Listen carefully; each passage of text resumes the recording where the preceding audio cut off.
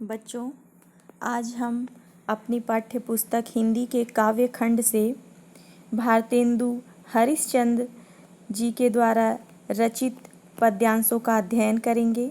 भारतेंदु हरिश्चंद्र जी के पाठ के अंतर्गत दो शीर्षक दिए गए हैं। पहला है प्रेम माधुरी और दूसरा यमुना छवि। यहाँ पर आज हम प्रेम माधुरी का अध्ययन करेंगे। शीर्षक जैसा कि प्रेम माधुरी है तो इसमें प्रेम की व्यंजना की गई है, प्रेम की विशेषताओं के बारे में बताया गया है, प्रेम क्या है यह बताया गया है। तो आइए देखते हैं। पहला सवैया।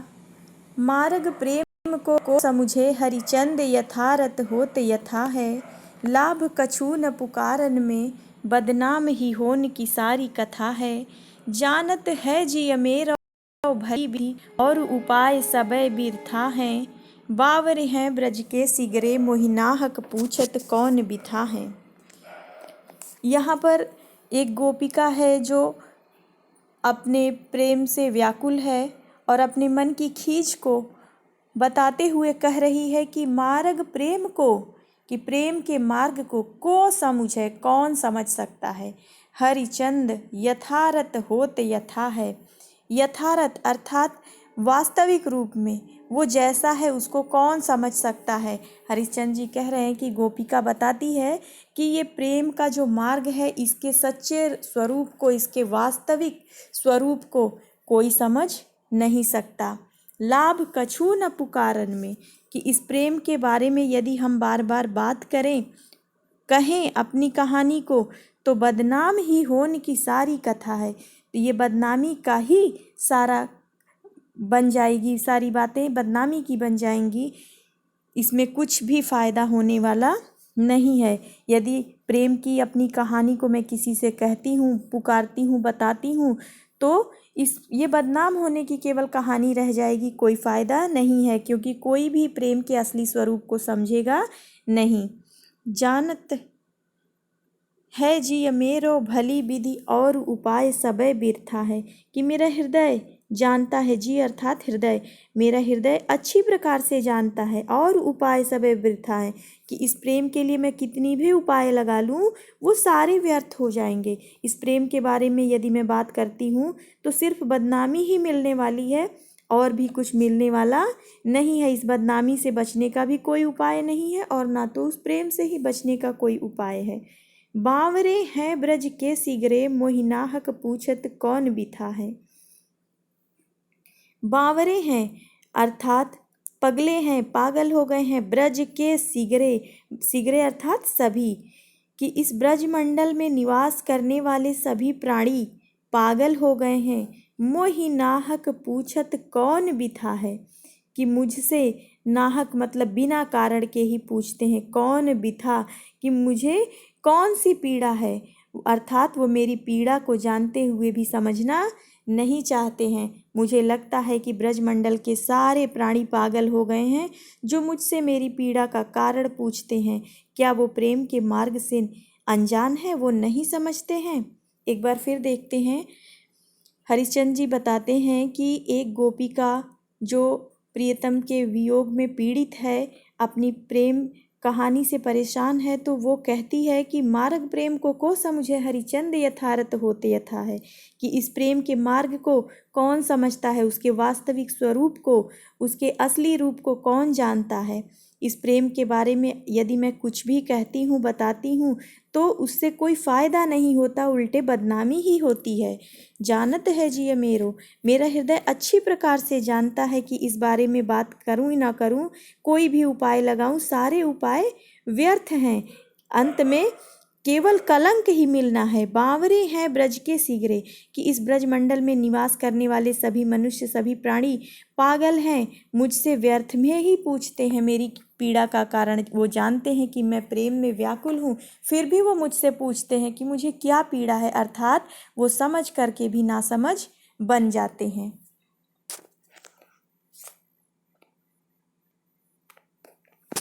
अगला देखते हैं। इस पंक्ति में, इन पद्यांश में बताया गया है कि एक गोपिका है, उसका पति परदेश जाने वाला है तो उसे समझ में नहीं आता है कि वो अपने हृदय के भावों को कैसे अपने पति को समझाए, अपने प्रियतम को कैसे बताए कि उस पर क्या गुजरेगी। यदि वो कुछ भी कहती है इस संबंध में अपने प्रेम को प्रकट करने के लिए, तो कोई भी रास्ता उसे अनुकूल नहीं समझ में आ रहा है। उसे कुछ भी समझ में नहीं आ रहा कि किन शब्दों में वो अपने प्रेम को प्रकट करे, क्योंकि जो भी रास्ता वो चुनती है उस रास्ते में उसे कोई ना कोई कमी महसूस होती। जिस भी तरह से अपनी भावना को व्यक्त करना चाहती है, वो भावना उसे सही तरह से प्रकट करने का रास्ता समझ में नहीं आता है। रोकहि जो तव अमंगल होए और प्रेम नसै जो कहे पिय जाइए। जौ कहे जाहु न तव प्रभुता, जौ कछु न कहे तो स्नेह नसाइए। जो हरिचंद कहें तुम्हरे बिनु जी हैं ना, तो यह क्यों पतियाइए। तासो पयान समय तुमरे हम का कहें, आपै हमें समझाइए। प्रेमिका कहती है, गोपिका कहती है कि रोकहि जो, कि यदि मैं रोकती हूँ तो अमंगल, तो यह अशुभ होगा है, क्योंकि उसका प्रियतम परदेश जाने को तैयार है बिल्कुल। तो वो कहती है कि यदि आपके जाते समय, चलते समय, घर से निकलते समय मैं रोकती हूँ, टोकती हूँ, तो ये एक प्रकार का टोक होगा जो अशुभ का संकेत होगा। कहते हैं कि हमारे यहाँ कहा जाता है कि कोई भी किसी कार्य को प्रारंभ करे तो कहीं जा रहा हो तो उसे टोकते नहीं है, उससे रास्ते में अशुभ होने की संभावना रहती है, ऐसा माना जाता है। तो गोपिका यही बात रखती है कि यदि आप जा रहे हों और मैं रोकती हूँ, टोकती हूँ कि ना जाइए, तो ये अशुभ होगा। और प्रेम नसै जो कहे पिय जाइए, कि यदि मैं कहती हूँ कि नहीं आपको तो जाना ही पड़ेगा, तो इससे मेरे प्रेम का नाश होता है। अर्थात प्रेम के वशीभूत जो मनुष्य होता है, जो प्राणी होता है, जो नायिका होती है, वो कभी अपने प्रियतम से नहीं कह सकती है कि अब आप चले जाइए, क्योंकि जो व्यक्ति प्रेम में होगा वो कभी किसी को जाने की इजाज़त नहीं दे सकता, नहीं कह सकता कि आप मेरे पास से जाइए। जो कहे जाहु न तो प्रभुता, और यदि मैं कहती हूँ कि न जाइए, तो ये प्रभुता अर्थात बड़े मुंह वाली बातें हो जाएंगी। ऐसा लगेगा कि मैं आपको आदेश दे रही हूँ। जो कछु न कहे तो स्नेह नसाइए, और यदि मैं कुछ भी आपसे ना कहूँ तो मेरे प्रेम का अंत हो जाएगा, क्योंकि ऐसा संभव ही नहीं है कि आप जाएं और मेरे मुंह से कोई शब्द ना निकले। तो यदि मैं कुछ भी नहीं कहती हूँ तो आप विश्वास कैसे करेंगे कि मुझे आपसे प्रेम है। यदि जो कहे जाहु न तो प्रभुता, कि यदि मैं कहती हूँ जाइए तो यह आदेश देने के बराबर होगा, जो मैं नहीं कर सकती। मेरा हृदय गंवारा नहीं करेगा कि मैं आपको आदेशात्मक स्वर में आपसे बात करूँ। और कछु न कहे, यदि मैं आपसे कुछ भी नहीं कहती हूँ तो मेरा प्रेम अपने आप ही नष्ट होने लगेगा, कि ऐसा संभव ही नहीं कि मैं आपसे कुछ ना कहूँ। जो हरिचंद कहें तुम्हारे बिनु जी हैं ना, तो यह क्यों पतियाइए, कि यदि मैं ये कहती हूँ कि आपके बिना मैं नहीं जी पाऊँगी, तो इस पर आपको कैसे पतियाइए मतलब विश्वास, इस पर आपको विश्वास कैसे होगा। तासो पयान समय, पयान मतलब प्रयाण अर्थात जाते समय, तुमरे हम का कहें, आपै हमें समझाइए, कि आपके चलते समय, आपके गमन करते समय हम आपसे क्या कहें, अब आप ही हमको समझाइए, क्योंकि हम तो असमर्थ हो चुके हैं। हमें समझ में नहीं आता कि हम किन शब्दों में अपने प्रेम को आपसे व्यक्त करें। रोकती टोकती हूँ तो अशुभ की निशानी है। यदि कहती हूँ जाइए तो इससे प्रेम नष्ट होगा मेरा, क्योंकि मैं ऐसा कह ही नहीं सकती हूँ, आपसे इतना प्रेम करती हूँ, आपको जाने की नहीं कह सकती। और यदि कहती हूँ कि ना जाओ तो मैं ऐसा आदेश भी नहीं दे सकती, क्योंकि मैं आपको अपने से बड़ा समझती हूँ। और कुछ भी नहीं कहती हूँ तो मेरा प्रेम नष्ट हो जाता है, ऐसा संभव नहीं हो पाएगा। और यदि मैं ये कहती हूँ कि आपके बिना मैं जीऊँगी नहीं, मर जाऊँगी, तो आप कैसे विश्वास करेंगे इस बात पर। अब आप ही मुझे समझाइए कि आपके जाते समय मैं किन शब्दों में आपसे क्या कहूँ। अगला सवैया देखते हैं। यहाँ पर एक नायिका की विरह दशा का वर्णन है कि कैसे एक प्रेमिका अपने प्रेमी के वियोग में बातें कहती है, अपनी भावनाओं को कैसे अपने प्रियतम के प्रति व्यक्त कर रही है। कहती है, आज उलव जो न मिले तो कहाँ, हम तो तुमरे सब भांति कहावें। मेरो उलाहनो है कछु नाही, सबे फल आपने भाग को पावे। जो हरिचंद भई सो भई, अब प्राण चले चहता सो सुनावे। प्यारे जू है जग की यह रीति, विदा की समय सब कंठ लगावें। कि विरह में व्याकुल एक नायिका जो है, प्रेमिका जो है, प्रेमी के प्रति अपनी भाव को व्यक्त कर रही है और कह रही है कि आज उलो जो ना मिले तो कहा, कि आज उलो मतलब आज तक जो ना मिले, कि यदि हम नहीं मिले तो कहा, तो क्या हुआ, यदि हम अब तक तुमसे नहीं मिल सके तो क्या हुआ। हम तो तुमरे सब भांति कहावें, कि हम तो तुम्हारे ही कहलाएंगे, तुम्हें मिले या ना मिले, हम तो केवल तुम्हारे लिए ही कहे जाते हैं। मेरो उराहनो है कछु नाही, उराहनो अर्थात उलाहना, उलाहना अर्थात कोई शिकायत, कछु नाही मुझे आपसे कोई भी शिकायत नहीं है। सबय फल आपने भाग को पावे, कि हर कोई अपने अपने भाग्य का फल पाता है, अपने जो पुण्य होते हैं, जो कर्म होते हैं, उसी के अनुसार फल प्राप्त करता है इंसान। इसलिए मैं आपसे कोई भी शिकायत नहीं करती कि आप अब तक मुझसे क्यों नहीं मिले। मुझे इस बात का कोई शिकायत नहीं है आपसे, ये मेरी नियति है, विधाता ने मेरे लिए जो निश्चय कर रखा है वही मुझे मिल रहा है, मेरे भाग्य में जो है वो मुझे प्राप्त हो रहा है।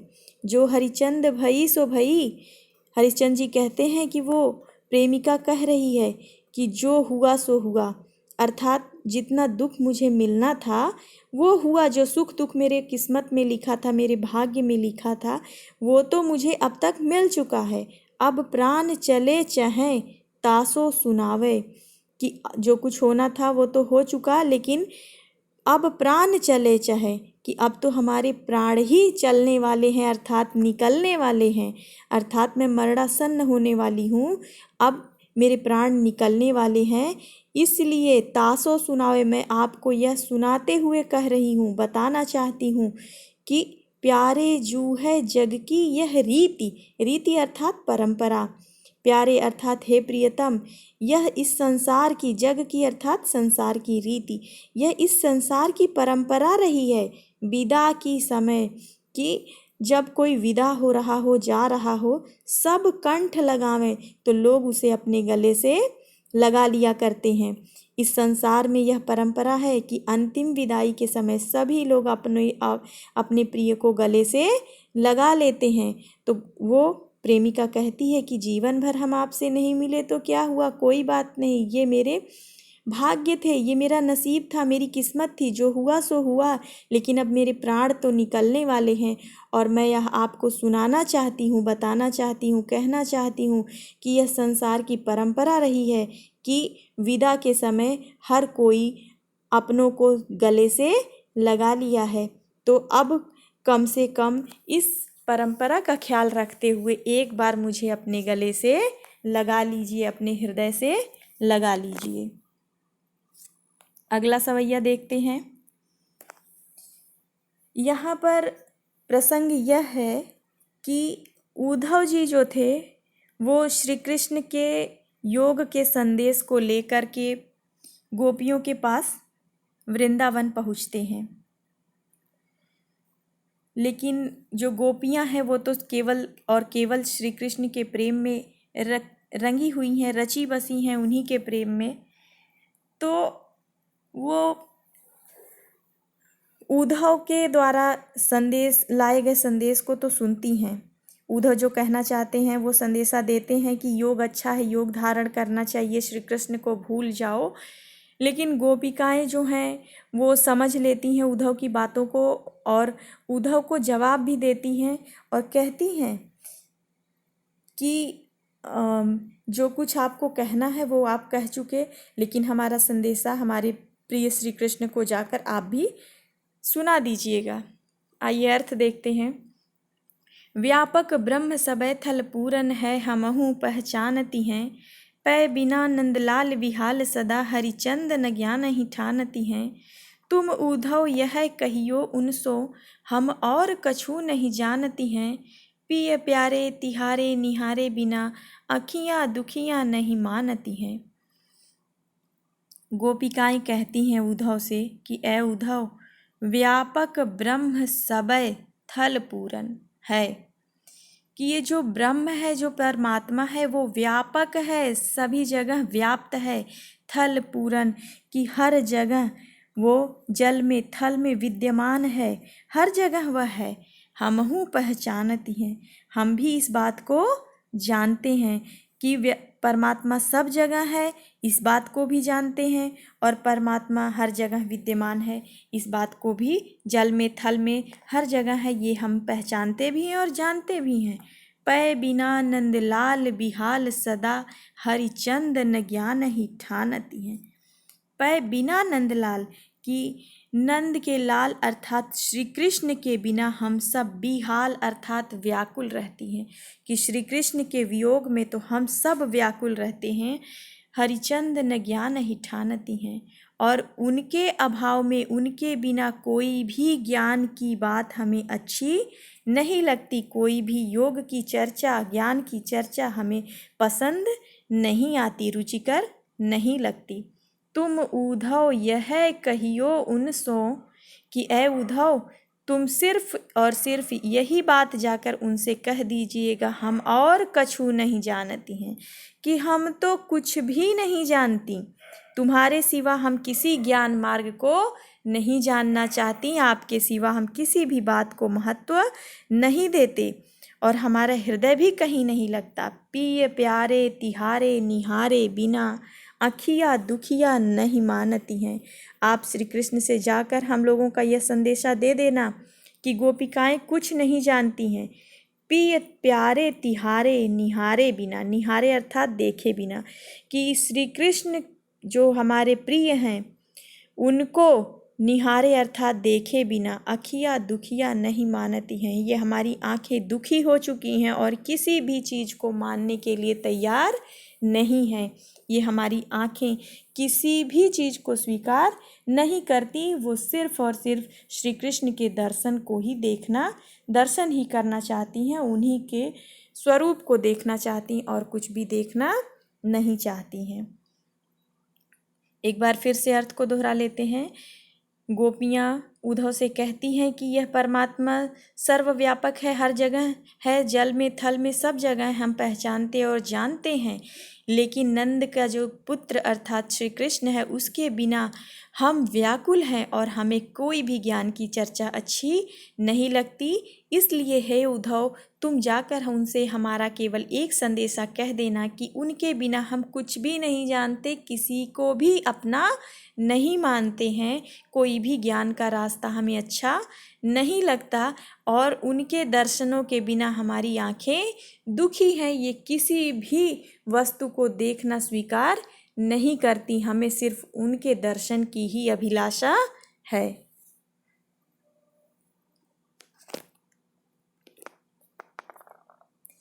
अब यहाँ पे हम यदि काव्य सौंदर्य की बात करें तो ये छंद है सवैया, इसकी भाषा ब्रज भाषा है।